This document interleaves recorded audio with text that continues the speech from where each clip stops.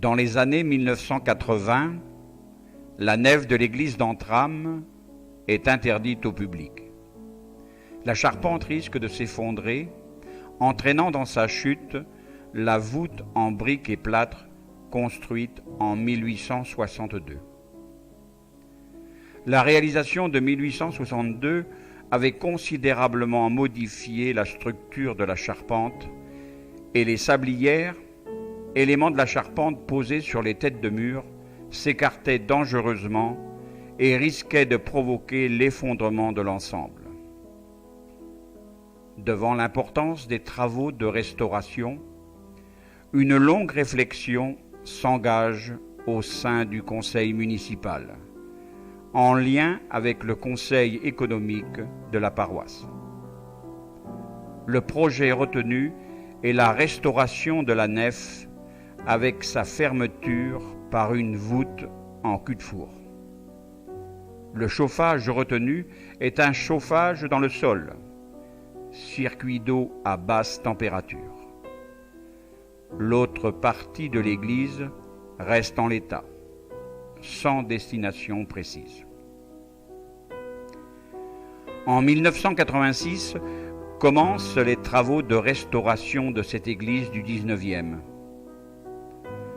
En 1987, lors des travaux est mis au jour un mur d'un bâtiment romain datant du IIe siècle de notre ère, le mur sud des Thermes. La découverte est majeure. Les travaux de restauration sont arrêtés. Des fouilles de sauvetage ont lieu pendant l'hiver 1987-1988. Elles révèlent la qualité des vestiges enfouis dans le sol de la nef. La décision est prise. La nef est désaffectée comme lieu de culte. Elle est classée monument historique en septembre 1988. Les fouilles vont se poursuivre et les vestiges mis en valeur. On découvre les restes d'une première église chrétienne. Retraçons d'abord l'histoire très riche de ce bâtiment.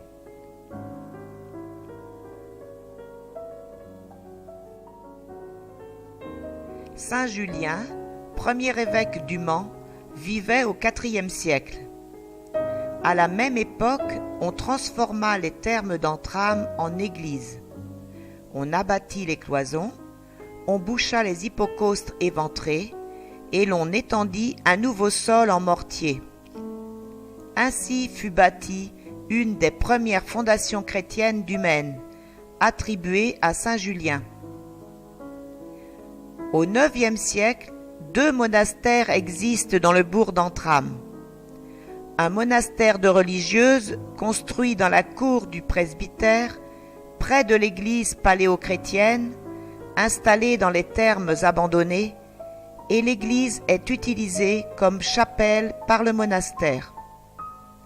Il devient un couvent de bénédictines d'une très grande vitalité, puisque l'évêque du Mans, saint Aldric, connu comme grand éducateur, a consacré entre 832 et 856 65 religieuses.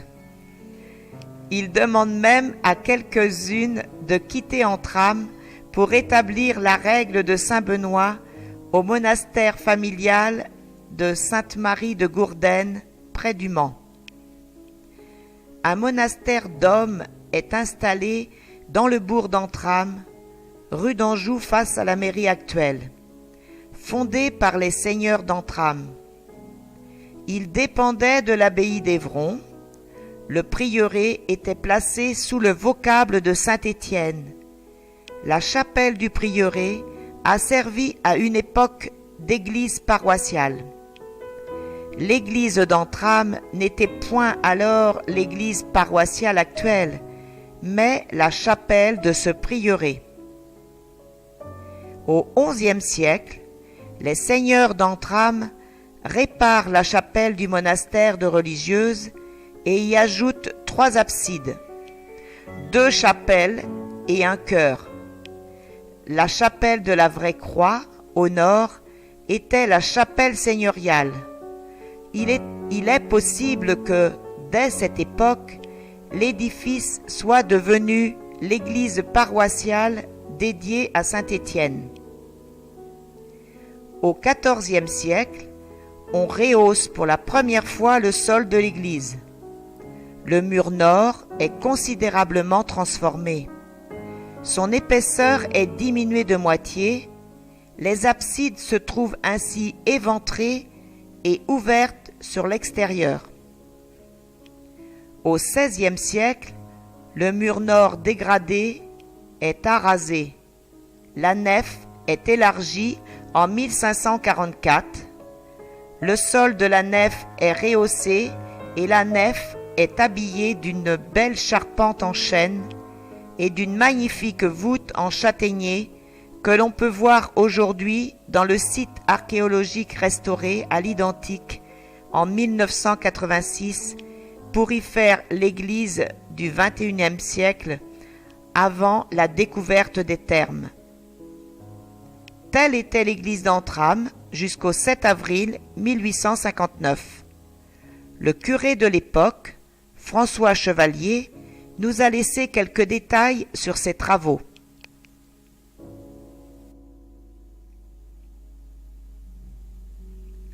La démolition commencée ce jour-là a été terminée le 7 mai 1859.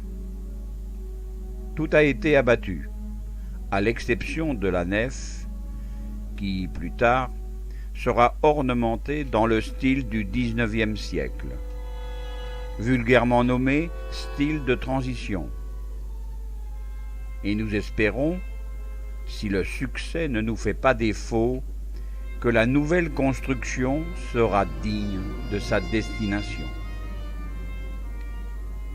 Les ouvriers ont commencé les travaux le 18 mai 1859. Le 11 mai 1861, la restauration était à peu près terminée. J'ai béni les nouvelles constructions et le dimanche 12 mai, la première messe y a été dite par l'abbé Roqueton, vicaire de la paroisse. Restait à faire la restauration de la vieille nef. Cette restauration, entreprise avec les puissants secours de Madame de Villèle, a été commencée au mois de décembre 1861 et totalement terminée le 19 décembre 1862.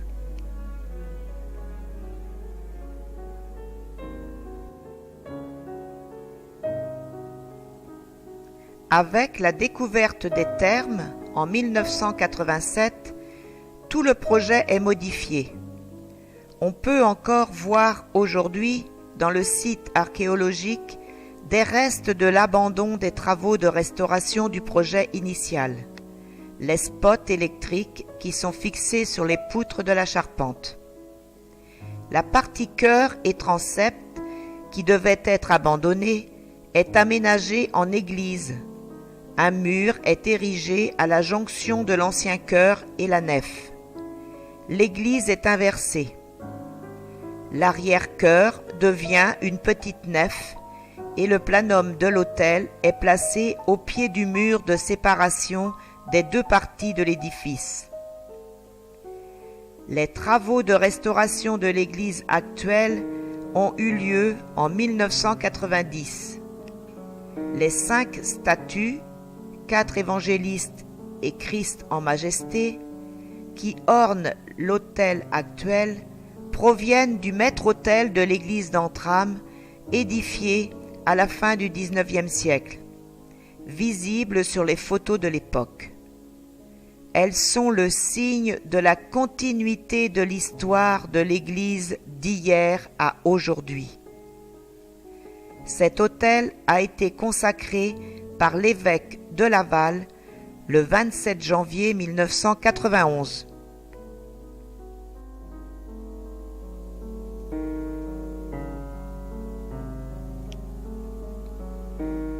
Les vestiges découverts en 1987 sont encore en très bon état près de 20 siècles plus tard, parce que l'édifice a très peu connu de longues périodes d'abandon et a été régulièrement entretenu. Les fouilles terminées, des premiers travaux d'accès au site et d'aménagement intérieur sont réalisés. Le site des thermes est ouvert au public pour la première fois par M. Jacques Boufflet, architecte des bâtiments de France, lors des Journées du patrimoine en septembre 1990.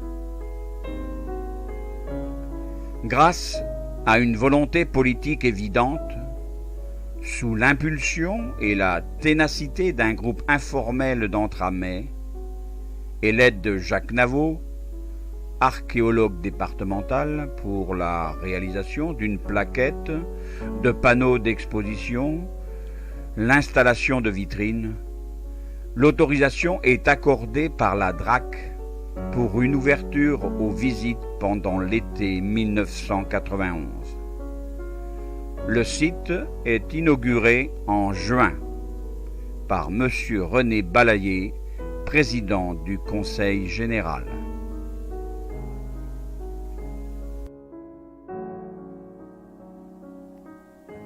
Un groupe de jeunes guides bénévoles est formé. L'ouverture aux touristes est une réussite. Plus de 1500 visiteurs se pressent pour découvrir ce magnifique site pendant l'été, avec une affluence record aux Journées du patrimoine 1991. Fort de cette réussite, une association est créée le 16 mars 1992, l'association Interamnes. Pour le lancement de la première saison touristique, sous l'égide de l'association, une inauguration officielle a lieu le 12 juin 1992 sous la présidence de M. Jean Arthuis, devenu président du Conseil général, et en présence du président honoraire René Balayer. À cette occasion, les projets à long terme sont présentés. Aménagement du site, montage séquentiel, films, maquettes. Les membres de l'association Au Fourneau mettent un point d'honneur pour réserver le meilleur accueil aux invités. Au printemps précédent, les abords du site avaient été aménagés avec soin et un ancien camion frigorifique situé au fond de la cour du presbytère avait été nettoyé, restauré pour en faire un joli bungalow d'accueil.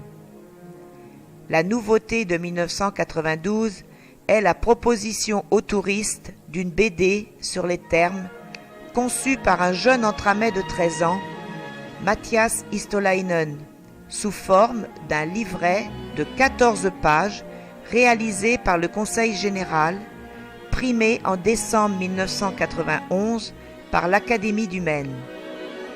Pour l'heure, les membres de l'association se démènent dans la bonne humeur pour promouvoir le site historique avec la mise en place d'un circuit touristique, abbaye, hôtel Alésia, base fluviale, écomusée du miel.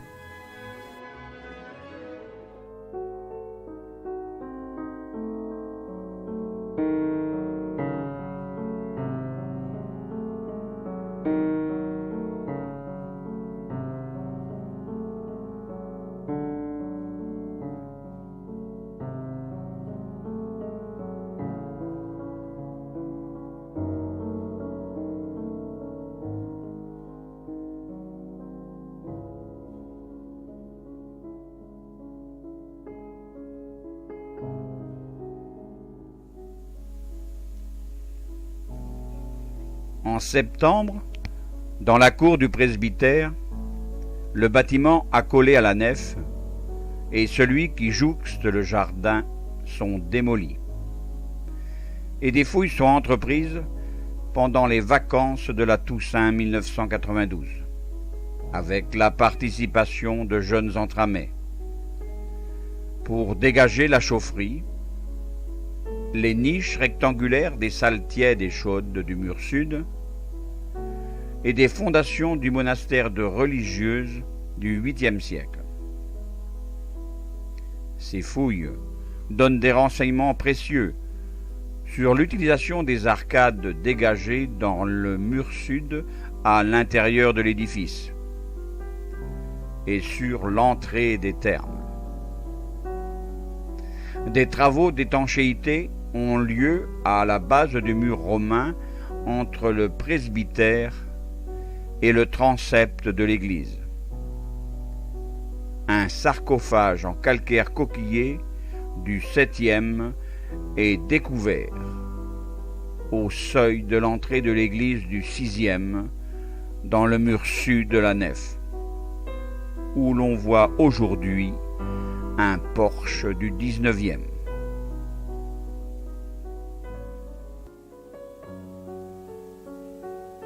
Le site des thermes est fermé au public pendant la saison touristique 1993. Dans le cadre des monuments historiques, des travaux importants de restauration et de consolidation des vestiges sont entrepris. Un nouvel aménagement pour l'accès du public est réalisé dans l'élargissement de la nef au XVIe siècle. Un montage séquentiel est installé, financé par la Fondation d'EDF, ainsi qu'un film sur les vestiges romains en Mayenne. C'est ce que vous pouvez voir aujourd'hui, en 2012, lorsque vous visitez le site des thermes. Une nouvelle inauguration officielle a lieu le 18 avril 1994. Ce qui fait dire à René Balayer, avec un brin d'amusement, c'est la 3e fois que j'inaugure les thermes. L'association ne ménage pas ses efforts pour faire connaître le site des thermes. Participation aux foires du tourisme, à des foires expos, au rassemblement des aînés ruraux, organisation des nuits de la Mayenne, accueil de manifestations, animations diverses. En 1996, un syndicat d'initiative est créé qui deviendra Office de tourisme, une étoile. En 2004, la compétence tourisme devient une compétence communautaire. L'Office de tourisme de Laval devient Office de tourisme de Laval Agglomération en 2005. À l'Assemblée générale d'Interamnes de janvier 1997, la décision est prise de s'affilier à la FFRP.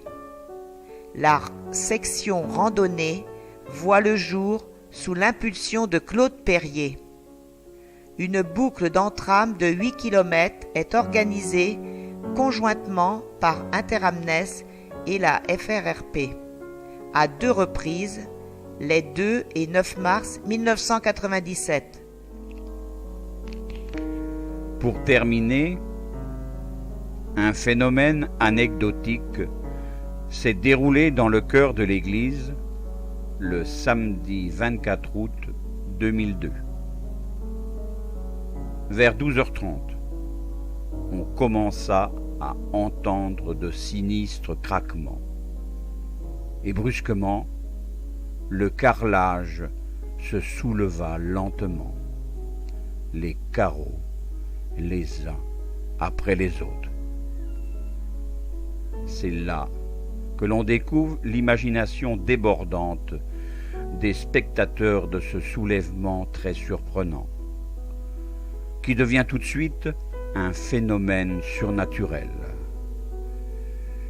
avec tous les fantasmes et toutes les peurs qu'il peut engendrer. En réalité, que s'était-il passé? Bien entendu, il y a une explication très rationnelle. Aucun joint de dilatation n'avait été posé pour ce dallage réalisé en 1990. Ce jour-là, le 24 août 2002, il faisait chaud. Une célébration venait de se dérouler.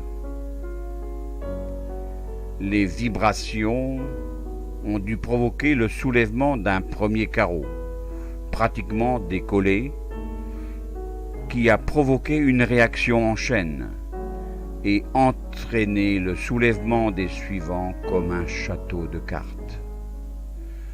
Ce soulèvement s'est réalisé à un endroit où l'encollement des carreaux était moins solide, à l'endroit des fondations de la salle froide des thermes, qui se prolonge dans l'église actuelle. Ainsi, l'on put découvrir les limites est des thermes sans fouiller.